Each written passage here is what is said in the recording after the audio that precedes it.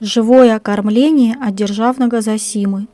Верна и Богу, верна и мужу. Господи, благослови.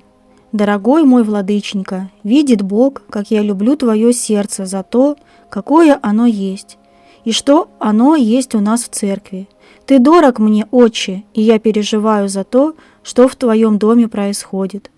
Матушка у тебя добрый человек, и ты это тоже знаешь, ибо не просто прожил с ней столько лет.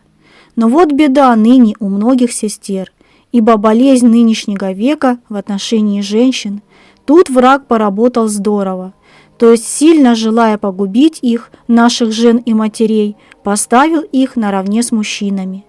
Ибо как можно опозорить сестер? Только так, внушив им, что они наравне с Адамом. И тут происходит безобразие и глумление бесовское над сестрами.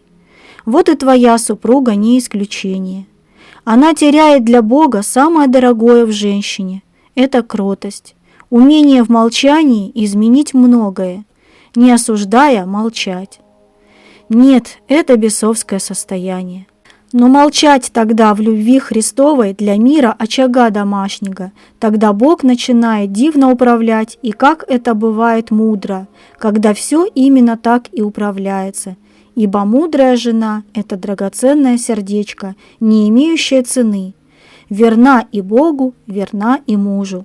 Кратка пред Богом, кратка пред мужем. Сие есть духовный дар в семью.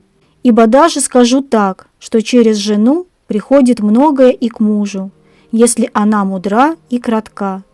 Кто имеет уши услышать, да услышит. Мне, как духовнику, приходится много работать с сестрами, и скажу тебе, что я вижу в них очень много доброго и много повреждения. И если желает кто услышать совет, то примите его и будете возлюблены Богом, сестры мои дорогие. Будьте кратки, не поднимайте шум в доме. В распрях не участвуйте. Возложите все на Господа, что Бог всегда вас защитит во всем.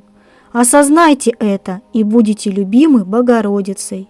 Не старайтесь, чтобы в доме ваше слово было последним. Это гордыня. Постарайтесь понять, что ныне, во время Антихриста, сестер унизил враг именно через превозношение над мужчиною. Это противно тому Богу, кому вы молитесь. Это отводит далече от жен-мироносец. Понимаете? Но также я знаю, владыченька, как сильно умеют молиться сестры.